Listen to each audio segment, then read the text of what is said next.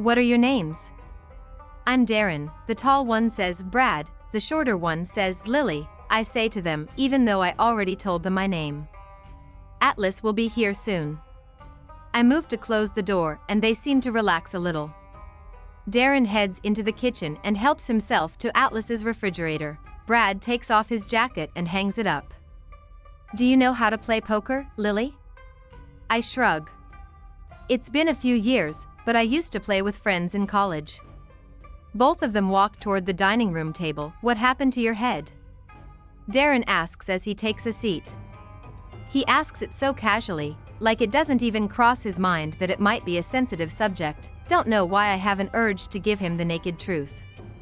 Maybe I just want to see how someone will react when they find out my own husband did this to me. My husband happened. We got into a fight 2 nights ago and he headbutted me. Atlas took me to the emergency room.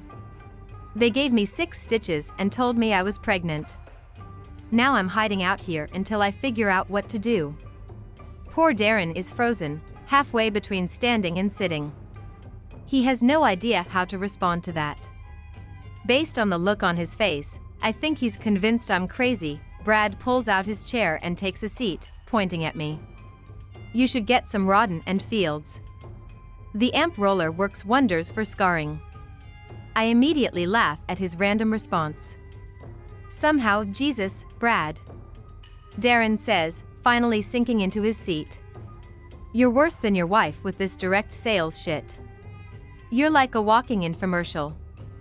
Brad raises his hands in defense. What? He says innocently. I'm not trying to sell her anything, I'm being honest. The stuff works. You'd know that if you'd use it on your damn acne. Screw you, Darren says, it's like you're trying to be a perpetual teenager, Brad mutters. Acne isn't cool when you're 30. Brad pulls out the chair next to him while Darren begins shuffling a deck of cards. Have a seat, Lily. One of our friends decided to be an idiot and get married last week, and now his wife won't let him come to poker night anymore. You can be his fill-in until he gets a divorce. I had every intention of hiding out in my room tonight, but these two make it hard to walk away. I take a seat next to Brad and reach across the table. Hand me those, I say to Darren. He's shuffling the cards like a one-armed infant. He raises an eyebrow and pushes the deck of cards across the table. I don't know much about card games, but I can shuffle cards like a pro. I separate the cards into 2 piles and scoot them together, pressing my thumbs to the ends, watching as they beautifully intertwine. Darren and Brad are staring at the deck of cards when there's another knock on the door. This time the door swings open without pause and a guy walks in dressed in what looks like a very expensive tweed jacket. There's a scarf wrapped around his neck, and he begins to unwind it as soon as he slams the door behind him. He nudges his head in my direction as he walks toward the kitchen. Who are you? He's older than the other two, probably in his mid-40s. Atlas definitely has an interesting mix of friends. This is Lily, Brad says. She's married to an asshole and just found out she's pregnant with the asshole's baby. Lily, this is Jimmy. He's pompous and arrogant. Pompous and arrogant are the same thing, idiot, Jimmy says. He pulls out the chair next to Darren and nudges his head at the cards in my hands. Did Atlas plant you here to hustle us? What kind of average person knows how to shuffle cards like that? I smile and begin to pass cards out to each of them. I guess we'll have to play a round to find out. We're on our 3rd round of bets when Atlas finally walks in. He closes the door behind him and looks around at the 4 of us. Brad said something funny right before Atlas opened the door, so I'm in the middle of a fit of laughter when Atlas locks eyes with me. He nods his head toward the kitchen and begins walking in that direction. Fold, I say, laying my cards flat on the table as I stand up to follow him. When I get to the kitchen, he's standing where he isn't visible to the guys at the table. I walk over to him and lean against the counter. You want me to ask them to leave? I shake my head. No, don't do that. I'm actually enjoying it. It's keeping my mind off things. He nods and I can't help but notice how he smells like herbs. Rosemary, specifically. It makes me wish I could see him in action at his restaurant. You hungry? He asks. I shake my head. Not really. I ate some leftover pasta a couple hours ago. My hands are pressed into the counter on either side of me. He takes a step closer and puts one of his hands over mine, brushing his thumb across the top of it. I know he doesn't mean for it to be anything more than a comforting gesture, but when he touches me, it feels like a whole lot more. A rush of warmth moves up my chest and I immediately drop my eyes to our hands. Atlas pauses his thumb for a second, like he feels it, too. He pulls his hand away and backs up a step. Sorry, he mutters, turning toward the refrigerator, pretending to look for something. It's obvious he's trying to spare me from the awkwardness of what just happened. I walk back to the table and pick up my cards for the next round. A couple of minutes later, Atlas walks over and takes the seat next to me. Jimmy shuffles out a round of new cards to everyone. So, Atlas, how do you and Lily know each other? Atlas picks up his cards one at a time. Lily saved my life when we were kids, he says, matter of fact. He glances over at me and winks, and I drown in guilt for the way that wink makes me feel. Especially at a time like this.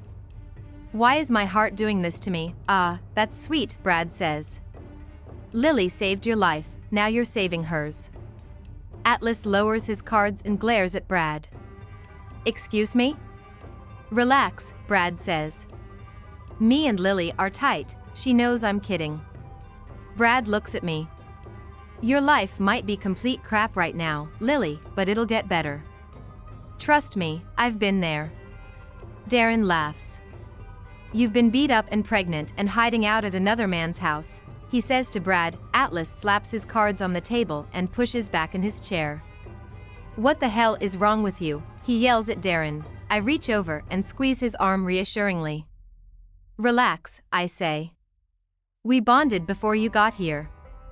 I actually don't mind that they're making light of my situation. It really does make it a little less heavy. He runs a frustrated hand through his hair, shaking his head. I'm so confused, he says. You were alone with them for 10 minutes. I laugh. You can learn a lot about someone in 10 minutes. I try to redirect the conversation. So how do you all know each other? Darren leans forward and points at himself. I'm the sous chef at Bibs.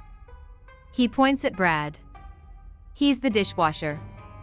For now, Brad interjects. I'm working my way up. What about you? I say to Jimmy. He smirks and says, take a guess. Based on the way he dresses and the fact that he's been called arrogant and pompous, I'd have to assume. Maitre d'? Atlas laughs. Jimmy actually works in valet. I glance back at Jimmy and raise an eyebrow. He tosses 3 poker chips down and says, it's true. I park cars for tips. Don't let him fool you, Atlas says. He works in valet, but only because he's so rich he gets bored.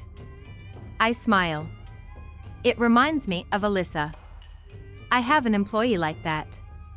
Only works because she's bored. She's actually the best employee I have. Damn straight, Jimmy mutters. I take a look at my cards when it's my turn and toss in the 3 poker chips. Atlas's phone rings and he pulls it out of his pocket. I'm raising the pot with another chip when he excuses himself from the table to take the call. Fold, Brad says, slapping his cards on the table. I'm watching the hallway. Atlas just disappeared down in a hurry. It makes me wonder if he's talking to Cassie, or if there's someone else in his life. I know what he does for a living. I know he has at least 3 friends. I just know nothing about his love life. Darren lays his cards on the table. 4 of a kind. I lay down my straight flush and reach forward for all the poker chips as Darren groans. So does Cassie not usually come to poker night? I ask, fishing for more information on Atlas. Information I'm too scared to ask him myself. Cassie? Brad says. I stack my winnings up in front of me and nod. Isn't that his girlfriend's name? Darren laughs. Atlas doesn't have a girlfriend. I've known him for 2 years and he's never mentioned anyone named Cassie. He begins passing out new cards, but I'm trying to absorb the information he just gave me. I pick up my first 2 cards when Atlas walks back into the room. "Hey, Atlas," Jimmy says. "Who the hell is Cassie, and how come we've never heard you talk about her?" Oh, shit, I'm completely mortified. I tighten my grip around the cards in my hands and try to avoid looking up at Atlas, but the room grows so quiet, it would be more obvious if I didn't look at him. He's staring at Jimmy. Jimmy is staring at him.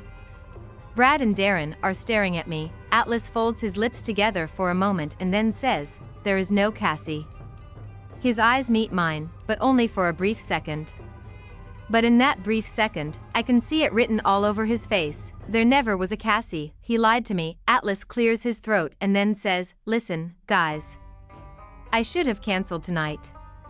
This week has been kind of." He rubs his hand over his mouth and Jimmy stands up. He squeezes Atlas on the shoulder and says, "Next week.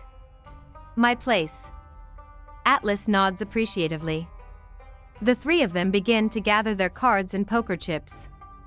Brad pries my cards from my fingers apologetically because I'm unable to move as I clutch them tightly. "It was lovely meeting you, Lily," Brad says. I somehow find the strength to smile and stand up. I give them all hugs goodbye, and after the front door closes behind them, it's just me and Atlas in the room, and no Cassie. Cassie's never even been in this room, because Cassie doesn't exist. What the hell? Atlas hasn't moved from his spot near the table. Neither have I.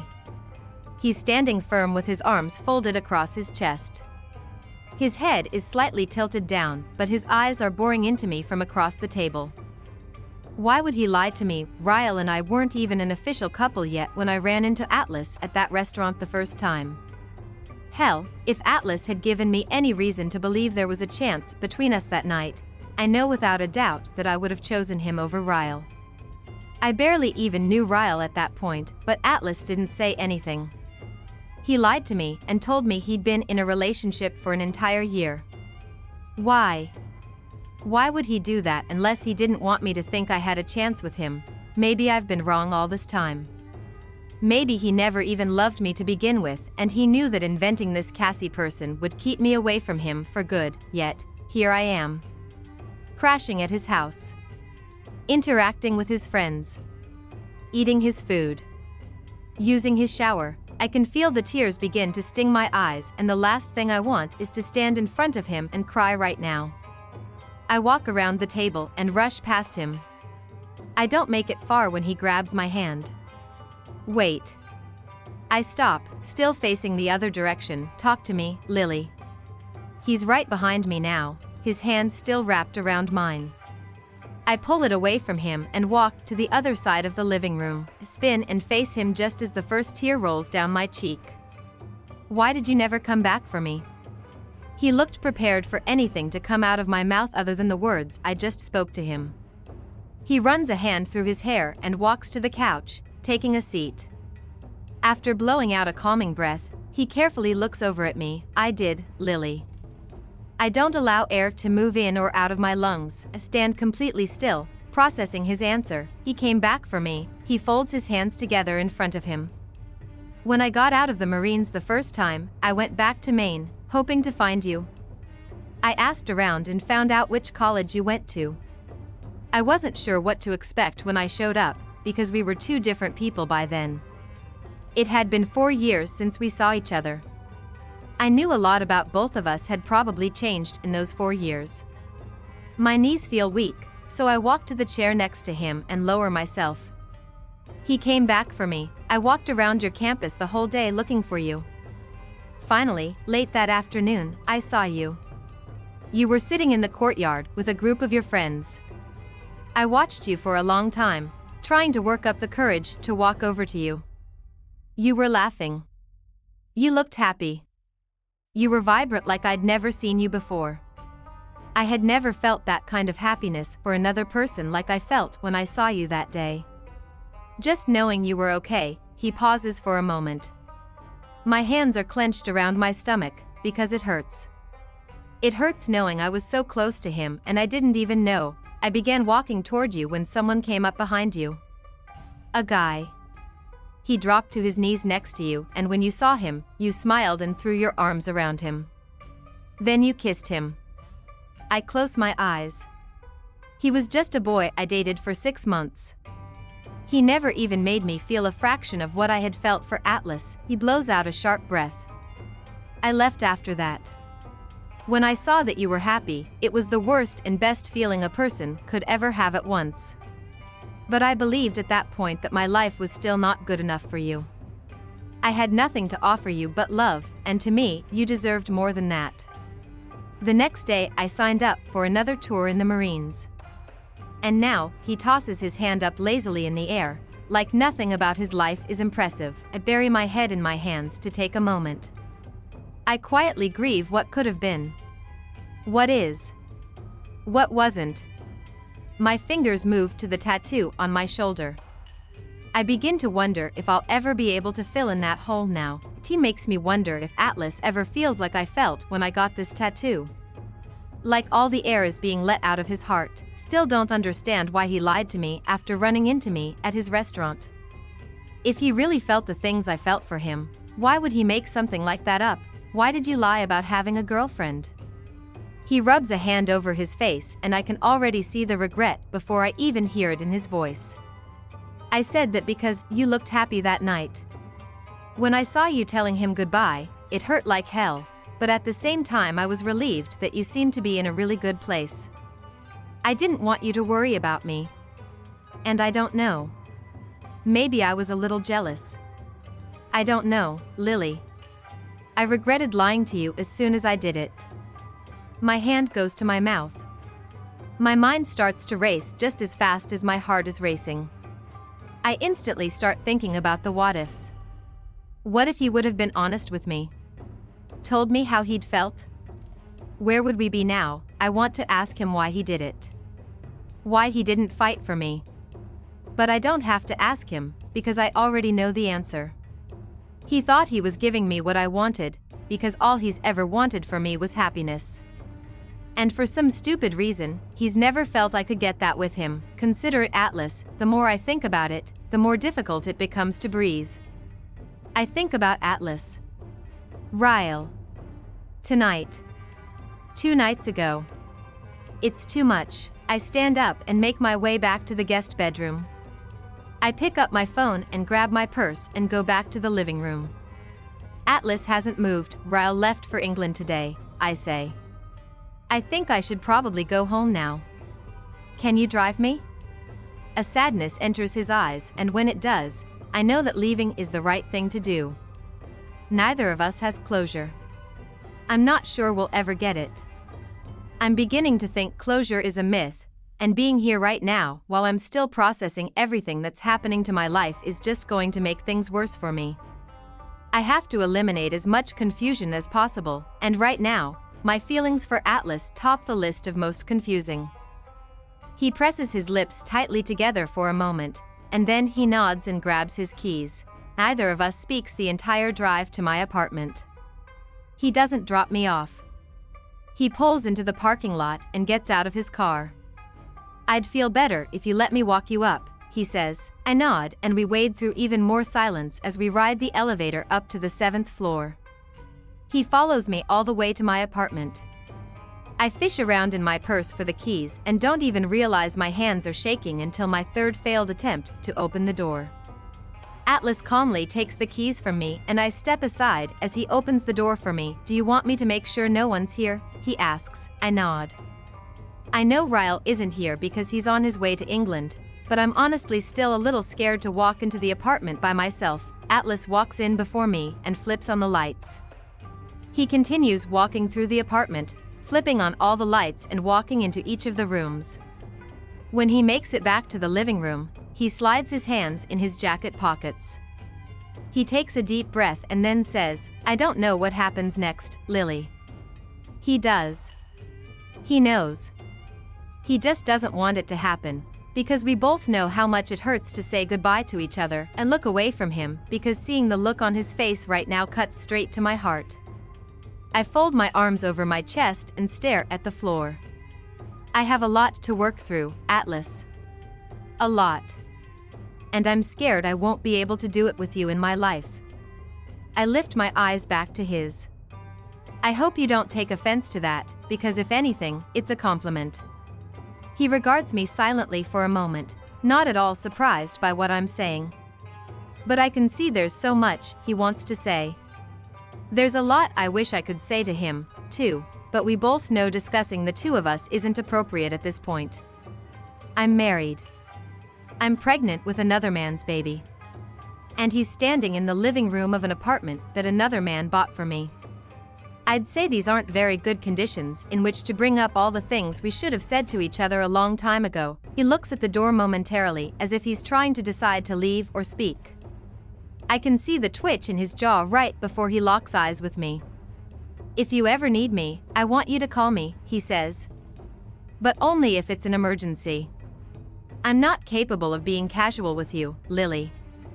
I'm taken aback by his words, but only momentarily. As much as I wasn't expecting him to admit it, he's absolutely right. Since the day we met, there has been nothing casual about our relationship. It's either all in or not in at all. That's why he separated ties when he left for the military. He knew that a casual friendship would never work between us. It would have been too painful, apparently. That hasn't changed. Goodbye, Atlas. Saying those words again tears me up almost as much as the first time I had to say them. He winces and then turns and walks to the door like he can't leave fast enough. When the door closes behind him, I walk over and lock it, then press my head against it. 2 days ago, I was asking myself how my life could possibly get any better. Today I'm asking myself how it could possibly get any worse. I jump back with the sudden knock at the door. It's only been 10 seconds since he walked out, so I know it's Atlas. I unlock it and open it, and I'm suddenly pressed against something soft. Atlas's arms wrap tightly around me, desperately, and his lips are pressed against the side of my head. I squeeze my eyes shut and finally let the tears fall. I've cried so many tears for Ryle over the past 2 days. I have no idea how I still have any left for Atlas. But I do, because they're falling down my cheeks like rain. Lily, he whispers, still holding me tightly. I know this is the last thing you need to hear right now. But I have to say it because I've walked away from you too many times without saying what I really want to say. He pulls back to look down at me, and when he sees my tears, he brings his hands up to my cheeks. In the future, if by some miracle you ever find yourself in the position to fall in love again, fall in love with me. He presses his lips against my forehead. You're still my favorite person, Lily. Always will be. He releases me and walks away, not even needing a response. When I close the door again, I slide to the floor. My heart feels like it wants to give up. I don't blame it.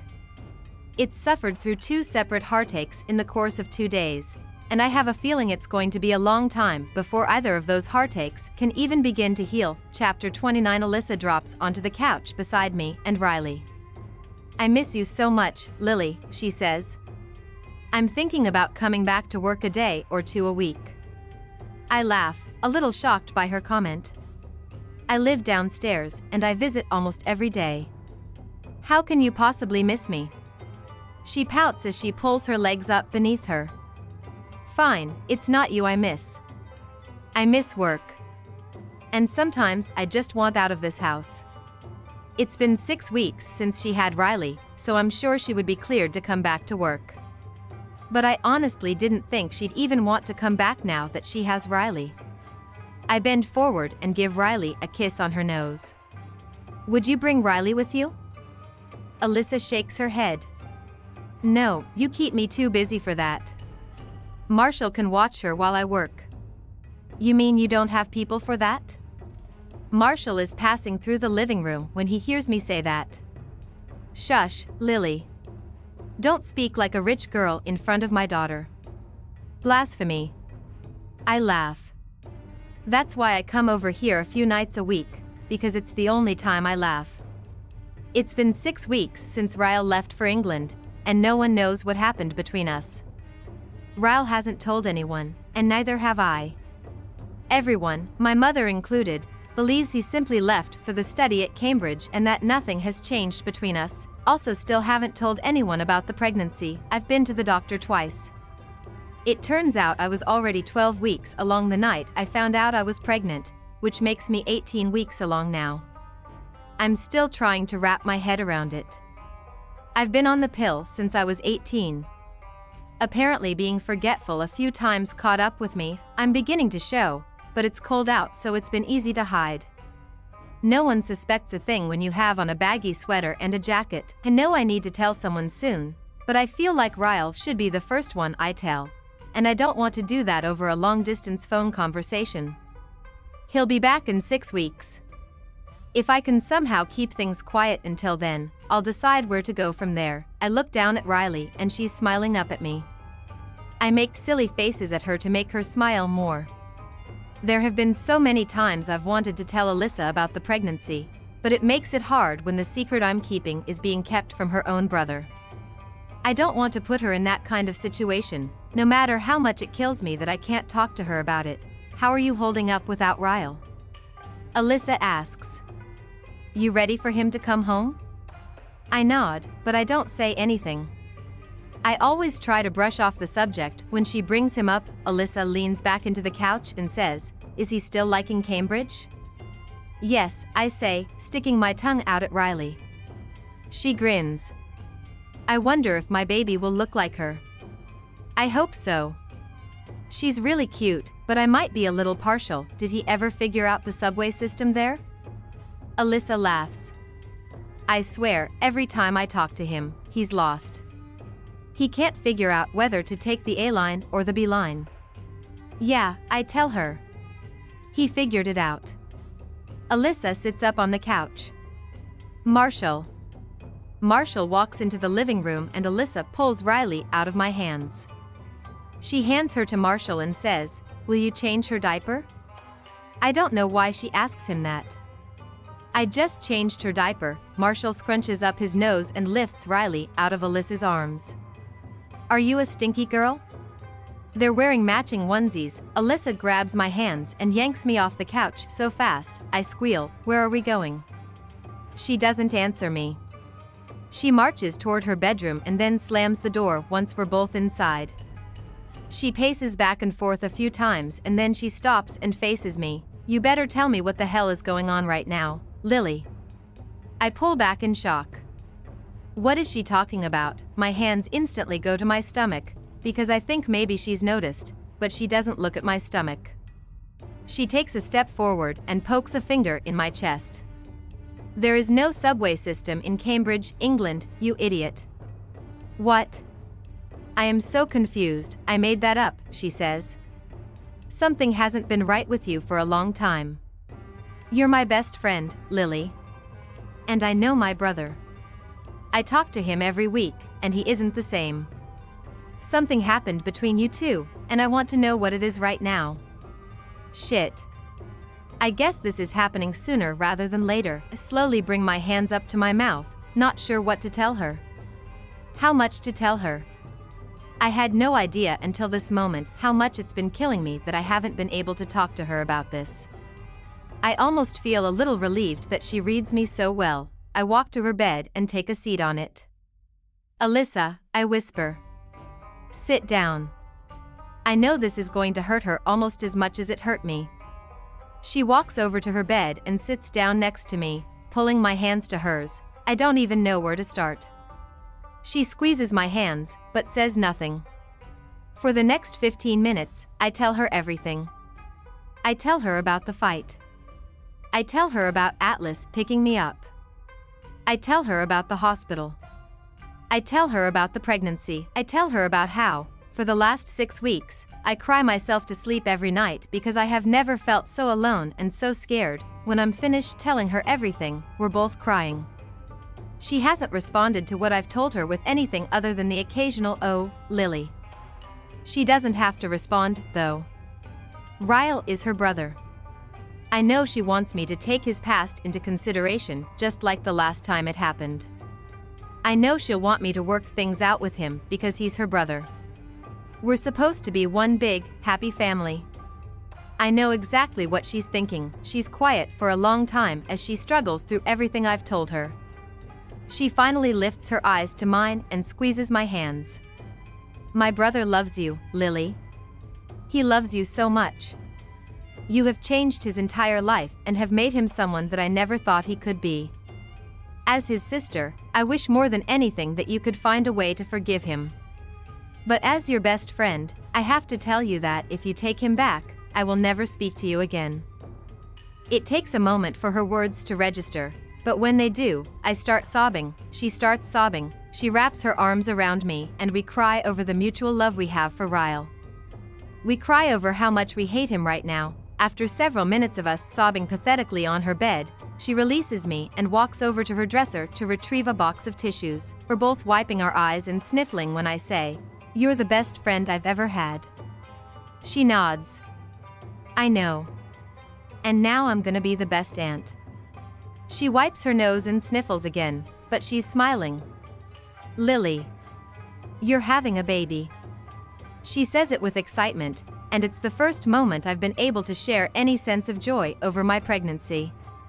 I hate to say it, but I noticed you put on weight. I thought you were just depressed and eating a lot since Ryle left. She walks to the back of her closet and starts pulling things out for me. I have so many maternity clothes to give you. We start going through clothes and she pulls down a suitcase and opens it. She begins to throw things toward the suitcase until it starts to overflow. I could never wear these, I tell her, holding up a shirt that still has the tag on it. They're all designer. I'll get them dirty. She laughs and shoves them into the suitcase anyway. I won't need them back. If I get pregnant again, I'll just have my people buy me more. She pulls a shirt off a hanger and hands it to me. Here, try this one on. I take my shirt off and then pull the maternity shirt over my head. When I get it into place, I look in the mirror. I look pregnant. Like you can't hide this shit pregnant. She puts a hand on my stomach and stares in the mirror with me. Have you found out if it's a boy or a girl? I shake my head. I don't really want to know. I hope it's a girl, she says. Our daughters can be besties. Lily?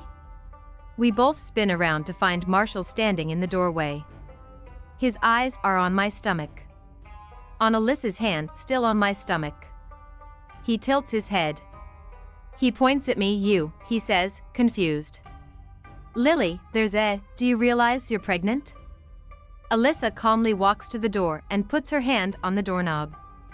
There are some things you are never ever to repeat if you want to keep me as your wife. This is one of those things. Understood? Marshall raises his eyebrows and takes a step back. Yes. Okay. Got it. Lily is not pregnant. He kisses Alyssa on the forehead and looks back at me. I am not telling you congratulations, Lily. For absolutely nothing. Alyssa shoves him all the way out the door and closes it, then turns back to me. We need to plan a baby shower, she says. No. I need to tell Ryle first. She waves her hand dismissively. We don't need him to plan a shower. We'll just keep it between the two of us until then. She pulls out her laptop, and for the first time since I found out I was pregnant, I feel happy about it. Chapter 30. It's rather convenient only having to take an elevator to get home from Alyssa's, as much as I want to move out of my own apartment at times. It's still strange living there. We only lived there a week before we split up and Ryle left for England.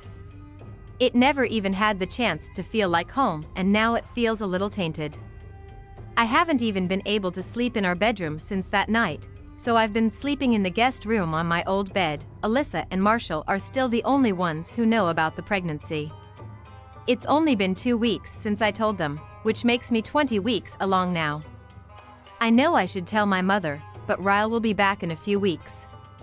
I feel like I should tell him first before anyone else finds out. If I can just somehow hide my baby bump from her until he gets back to the States, to probably just accept the fact that I'm more than likely going to have to call him and tell him long distance. I haven't seen my mother face to face in 2 weeks. It's the longest we've gone without seeing each other since she moved to Boston, so if something doesn't happen soon she'll show up at my front door when I'm not prepared. Swear my stomach has doubled in size these last 2 weeks alone. If someone sees me who knows me well, it'll be impossible to hide. So far, no one at the floral shop has asked about it. I think I'm still on the cusp of is she pregnant?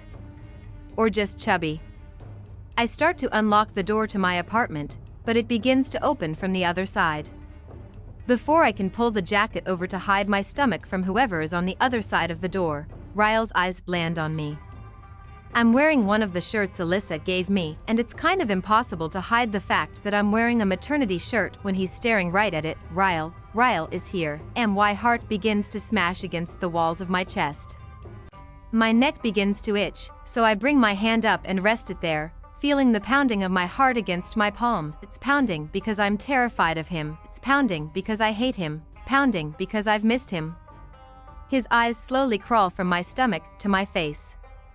A hurtful expression takes over him, like I've just stabbed him straight through the heart. He takes a step back into my apartment and his hands come up to his mouth. He begins to shake his head in confusion. I can see the betrayal all over his face when he barely forces out my name. Lily? I stand frozen, one hand on my stomach in protection, the other hand still flat against my chest. I'm too scared to move or say anything. I don't want to react until I know exactly how he's going to react. When he sees the fear in my eyes and the small gasps of breath I'm barely inhaling, he holds up a reassuring palm. I'm not going to hurt you, Lily. I'm just here to talk to you. He swings the door open wider and points into the living room. Look. He steps aside and my eyes fall to someone standing behind him. Now I'm the one who feels betrayed, Marshall? Marshall immediately holds up his hands in defense. I had no idea he was coming home early, Lily. Ryle texted and asked for my help. He specifically told me not to say anything to you or Issa. Please don't let her divorce me, I'm simply an innocent bystander. I shake my head, trying to understand what I'm seeing. I asked him to meet me here so you'd feel more comfortable talking to me, Ryle says. He's here for you, he's not here for me. I glance back at Marshall and he nods. It gives me enough reassurance to enter the apartment. Ryle is still somewhat in shock, which is understandable. His eyes keep meeting my stomach and then flicking away like it hurts to look at me. He runs 2 hands through his hair and then points down the hallway while looking at Marshall. We'll be in the bedroom. If you hear me if I start to yell, Marshall knows what Ryle is asking him. I'm not going anywhere. As I follow Ryle into my bedroom, I wonder what that must be like. To have no idea what might set you off or how bad your reaction will be. To have absolutely no control over your own emotions. For a brief moment, I feel a minuscule amount of sorrow for him. But when my eyes fall to our bed and I remember that night, my sorrow diminishes completely. Ryle pushes the door shut, but doesn't close it all the way. He looks like he's aged an entire year in the 2 months it's been since I've seen him. The bags under his eyes, the furrowed brow, the sunken posture. If regret took human form, it would look identical to Ryle. His eyes fall to my stomach again and he takes a slow step forward. Then another. He's cautious, as he should be. He reaches out a timid hand, asking for permission to touch me. I nod softly, takes one more step forward and then places a steady palm against my stomach, can feel the warmth of his hand through my shirt, and my eyes snap shut. Despite the resentment I've built up in my heart toward him, it doesn't mean the emotions aren't still there. Just because someone hurts you doesn't mean you can simply stop loving them. It's not a person's actions that hurt the most. It's the love. If there was no love attached to the action, the pain would be a little easier to bear. He moves his hand over my stomach and I open my eyes again. He's shaking his head, like he can't process what's happening right now. I watch as he slowly sinks to his knees in front of me, his arms snake around my waist and he presses his lips against my stomach. He clasps his hands around my lower back and presses his forehead against me. It's hard to describe what I feel for him in this moment. Like any mother would want for her child, it's a beautiful thing to see the love he already has. It's been hard not sharing this with anyone. It's hard not being able to share this with him, no matter how much resentment I hold toward him. My hands go to his hair while he holds me against him. Part of me wants to scream at him and call the police like I should have done that night. Part of me feels for that little boy who held his brother in his arms and watched him die. Part of me wishes I would have never met him. Part of me wishes I could forgive him. He unwraps his arms from around my waist and presses a hand into the mattress next to us. He pulls himself up and then sits on the bed. His elbows rest on his knees and his hands are drawn up to his mouth. I sit next to him, knowing we have to have this conversation, but not wanting to. Naked truths? He nods. I don't know which one of us is supposed to go first. I don't really have much to say to him at this point, so I wait for him to speak first. I don't even know where to start, Lily. He rubs his hands down his face. How about you start with, I'm sorry I attacked you. His eyes meet mine, wide with certainty. Lily, you have no idea. I am so sorry. You have no idea what I've been through these past 2 months, knowing what I've done to you. I clench my teeth together. I can feel my fingers as they fist around the blanket beside me. I have no idea what he's been through. I shake my head, slowly. You have no idea, Ryle. I stand up, the anger and hatred spilling out of me. I spin, pointing at him. You have no idea. You have no idea what it's like to go through what you've put me through. To fear for your life at the hands of the man you love? To get physically sick just thinking about what he's done to you? You have no idea, Ryle. None. Fuck you. Fuck you for doing this to me. I suck in a huge breath, shocked at myself. The anger just came like a wave. I swipe at my tears and spin around, unable to look at him. Lily, he says. I don't know. I yell, spinning around again. I am not finished. You don't get to say your truth until I've said mine. He's grabbing at his jaw, squeezing the stress out of it. He drops his eyes to the floor, unable to look at the rage in mine. I take 3 steps toward him and drop to my knees. I place my hands on his legs, forcing him to look me straight in the eyes while I speak to him. Yes. I kept the magnet Atlas gave me when we were kids. Yes. I kept the journals. No, I didn't tell you about my tattoo. Yes, I probably should have. And yes, I still love him. And I'll love him until I die, because he was a huge part of my life. And yes, I'm sure that hurts you. But none of that gave you the right to do what you did to me.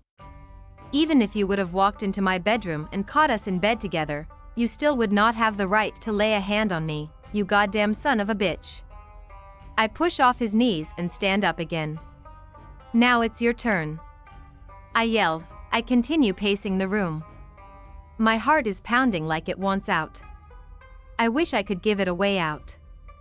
I'd set the motherfucker free right now if I could. Several minutes pass as I continue to pace. Ryle's silence and my anger eventually just fold together into pain. My tears have exhausted me. I am so tired of feeling. I fall desperately onto my bed and cry into my pillow. I press my face so hard against my pillow, I can barely breathe. I feel Ryle lie down next to me. He places a gentle hand on the back of my head, attempting to soothe away the pain he's causing me. My eyes are closed, still pressed into the pillow, but I feel him gently rest his head against mine. My truth is that I have absolutely nothing to say, he says quietly. I'll never be able to take back what I did to you. And you'll never believe me if I promise it won't happen again. He presses a kiss against my head. You are my world, Lily. My world. When I woke up on this bed that night and you were gone, I knew I would never get you back. I came here to tell you how incredibly sorry I am. I came to tell you I was taking that job offer in Minnesota. I came to tell you goodbye. But Lily, his lips press against my head again and he exhales sharply. Lily, I can't do that now. You have a part of me inside of you. And I already love this baby more than I've ever loved anything in my whole life. His voice cracks and he grips me even harder. Please don't take this away from me, Lily. Please. The pain in his voice ripples through me, and when I lift my tear-soaked face to look at him, he presses his lips desperately to mine and then pulls back. Please, Lily. I love you. Help me. His lips briefly meet mine again. When I don't push him away, his mouth comes back a third time. A fourth. When his lips meet mine the fifth time, they don't leave. He wraps his arms around me and pulls me to him. My body is tired and weak, but it remembers him. My body remembers how his body can soothe everything I'm feeling. How his has a gentleness in it that my body has been craving for 2 months now. I love you, he whispers against my mouth. His tongue sweeps softly against mine, and it's so wrong and so good and so painful. Before I know it, I'm on my back and he's crawling on top of me. His touch is everything I need and everything I shouldn't. His hand wraps in my hair and in an instant, I'm transferred back to that night. I'm in the kitchen, and his hand is tugging my hair so hard it hurts, brushes the hair from my face, and in an instant, I'm transferred back to that night. I'm standing in the doorway, and his hand is trailing across my shoulder, right before he bites into me with all the strength in his jaw. His forehead rests gently against mine, and in an instant, I'm transferred back to that night. I'm on this same bed beneath him when he slams his head against mine so hard I have to get 6 stitches, and my body becomes unresponsive to his. The anger begins to roll back over me.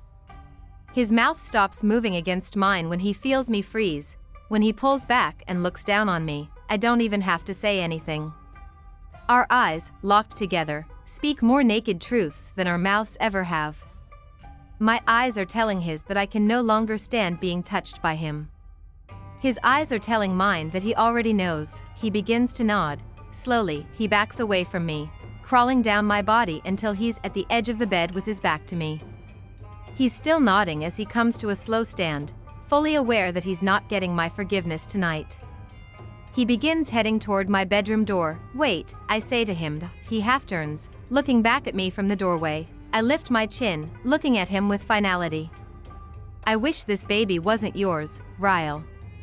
With everything that I am, I wish this baby was not a part of you. If I thought his world couldn't crumble more, I was wrong. He walks out of my bedroom and I press my face into my pillow. I thought if I could just hurt him like he had hurt me, I would feel avenged. I don't. Instead, I feel vindictive and mean. I feel like I'm my father. Chapter 31. Mom, I miss you. When am I going to see you? I stare at the text. It's been 2 days since Ryle found out I'm pregnant. I know it's time to tell my mother. I'm not nervous about telling her I'm pregnant. The only thing that scares me is discussing my situation with Ryle with her. Me, miss you, too. I'll come over tomorrow afternoon. Can you make lasagna? As soon as I close out the text to her, I get another incoming text. Alyssa, come upstairs and eat dinner with us tonight. It's homemade pizza night. I haven't been to Alyssa's in a few days. Since before Ryle came home. I'm not sure where he's staying, but I assume it's with them. The last thing I want right now is to have to be in the same apartment as him. Me. Who all will be there? Alyssa, Lily. I wouldn't do that to you. He's working until 8 tomorrow morning. It'll just be the 3 of us. She knows me way too well. I text her back and tell her I'll come over as soon as I finish up with work. What do babies eat at this age? We're all seated around the table. Riley was asleep when I got here, but I woke her up so I could hold her. Alyssa didn't mind. She said she doesn't want her wide awake when she's ready to go to bed. Breast milk, Marshall says with a mouthful. But sometimes I stick my finger in my soda and put it in her mouth so she can taste it. Marshall. Alyssa yells.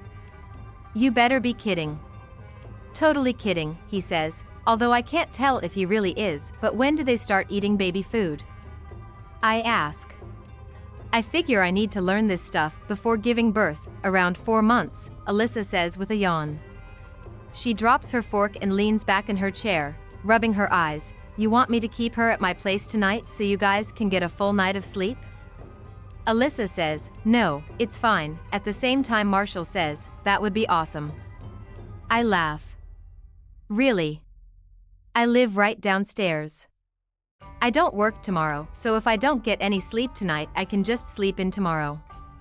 Alyssa looks like she's contemplating it for a moment. I could leave my cell phone on in case you need me. I look back down at Riley and grin. Did you hear that? You get to have a sleepover with Aunt Lily. With everything Alyssa is throwing in her diaper bag, it looks like I'm about to take Riley on a trip across the country. She'll let you know when she's hungry. Don't use the microwave to heat the milk, just put it in. I know, I interrupt. I've made her like 50 bottles since she's been alive. Alyssa nods and then walks over to her bed. She drops the diaper bag down beside me. Marshall is in the living room feeding Riley one last time, so Alyssa lies down beside me on the bed while we wait. She props her head up on her hand. Do you know what this means? She asks. No. What? I get to have sex tonight. It's been 4 months. I crinkle up my nose. I didn't need to know that. She laughs and falls down on her pillow, but then sits straight up. Shit, she says. I should probably shave my legs. I think it's been 4 months since I did that, too. I laugh, but then I gasp. My hands move quickly to my stomach. Oh my God. I just felt something. Really? Alyssa puts her hand on my stomach and we're both quiet for the next 5 minutes as we wait for it to happen again. It does, but it's so soft, it's almost unnoticeable. I laugh again as soon as it happens. I didn't feel anything, Alyssa says, pouting. I guess it'll be a few more weeks before you can feel it from the outside, though. Is this the first time you felt it move? Yeah. I've been scared I was growing the laziest baby in history. I keep my hands on my stomach, hoping to feel it again. We sit quietly for a few more minutes, and I can't help but wish my circumstances were different. Ryle should be here. He should be the one sitting beside me with his hand on my stomach. Not Alyssa. The thought almost takes away all the joy I'm feeling. Alyssa must notice because she puts one of her hands on mine and squeezes. When I look at her, she isn't smiling anymore. Lily, she says. I've been wanting to say something to you. Oh, God. I don't like the sound of her voice. What is it? She sighs and then forces a gloomy smile. I know you're sad that you're going through this without my brother. No matter how involved he is, I just want you to know that this is going to be the best thing you've ever experienced in your life. You're gonna be a great mom, Lily. This baby is really lucky. I'm glad Alyssa is the only one in here right now, because her words make me laugh, cry, and snot like a hormonal teenager. I hug her and tell her thank you. It's amazing how hearing those words gives me back the joy I was feeling. She smiles and then says, now go get my baby and take her away from here so I can have some sex with my filthy rich husband. I roll off the bed and stand up. You sure know how to bring levity into a situation. I'd say it's your strong point. She smiles. That's what I'm here for. Now go away. Chapter 32 of All the Secrets I've Held Over the Last Few Months. I'm the saddest about keeping everything from my mother. I don't know how she'll take it. I know she'll be excited about the pregnancy, but I don't know how she'll feel about me and Ryle splitting up. She loves Ryle. And based on her history with these types of situations, she'll probably find it very easy to excuse his behavior and try and convince me to take him back. And in all honesty, that's part of the reason I've been stalling this, because I'm scared there's a chance she might be successful. Most days I'm strong. Most days I'm so mad at him that the thought of ever forgiving him is ludicrous. But some days I miss him so much I can't breathe. I miss the fun I had with him. I miss making love to him. I miss missing him. He used to work so many hours that when he would walk in the front door at night, I would rush across the room and jump in his arms because I missed him so much. I even miss how much he loved it when I would do that, the not-so-strong days when I wish my mother knew about everything that was going on. I sometimes just want to drive over to her house and curl up on the couch with her while she tucks my hair behind my ear and tells me it'll all be okay.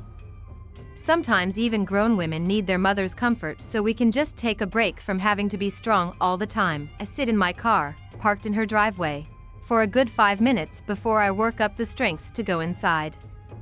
It sucks that I have to do this because I know that in a way, I'll be breaking her heart, too. I hate it when she's sad and telling her I married a man who might be like my father is going to make her really sad. When I walk through the front door, she's in the kitchen layering noodles in a pan. I don't remove my coat right away for obvious reasons. I'm not wearing a maternity shirt, but my bump is almost impossible to hide without a jacket. Especially from a mother. "Hey, sweetie," she says. I walk into the kitchen and give her a side hug while she layers cheese over the top of the lasagna. Once the lasagna is in the oven, we walk over to the dining room table and take a seat. She leans back in her chair and takes a sip from a glass of tea. She's smiling. "I hate it even more that she looks so happy right now, Lily," she says. "There's something I need to tell you. I don't like this. I was coming over here to talk to her." I'm not prepared to receive a talk. "What is it?" I ask hesitantly. She grips her glass of tea with both hands. "I'm seeing someone." My mouth drops open. "Really?" I ask, shaking my head. I'm about to say good, but then I grow instantly worried that she's just put herself in a similar situation she was in with my father. She can see the worry on my face, so she grabs my hands in both of hers. "He's good, Lily. He's so good. I promise." Relief washes over me in an instant, because I can see she's telling the truth. I can see the happiness in her eyes. "Wow," I say, not expecting this at all. "I'm happy for you. When can I meet him?" "Tonight, if you want," she says. "I can invite him over to eat with us." I shake my head. "No," I whisper. "Now's not a good time." Her hands squeeze around mine as soon as she realizes I'm here to tell her something important. I start with the better part of the news first. I stand up and remove my jacket. At first, she doesn't think anything of it. She just assumes I'm making myself comfortable. But then I take one of her hands and I press it against my stomach. "You're gonna be a grandma." Her eyes widen and for several seconds, she's stunned speechless. But then tears begin to form. She jumps up and pulls me into a hug. "Lily," she says. "Oh my God." She pulls back, smiling. "That was so fast. Were you trying? You haven't even been married for very long." I shake my head. "No. It was a shock. Believe me." She laughs and after another hug, we both sit down again. I try to keep up my smile, but it's not the smile of an elated expectant mother. She sees that almost immediately. She slides a hand over her mouth. "Sweetie," she whispers. "What's the matter?" Until this moment, I've fought to remain strong. I've fought to not feel too sorry for myself when I'm around other people.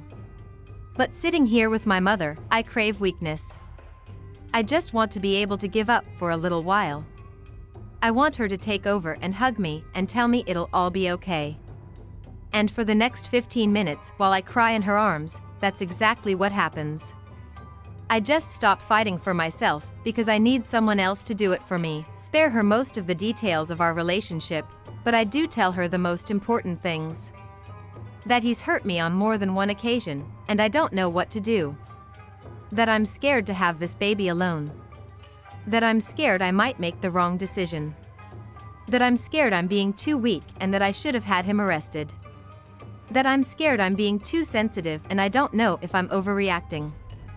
Basically, I tell her everything I haven't even been brave enough to fully admit to myself. She retrieves some napkins out of the kitchen and comes back to the table. After our eyes are finally dry, she begins to crumple the napkin up between her hands, rolling it over in circles as she stares down at it. "Do you want to take him back?" she asks. I don't say yes.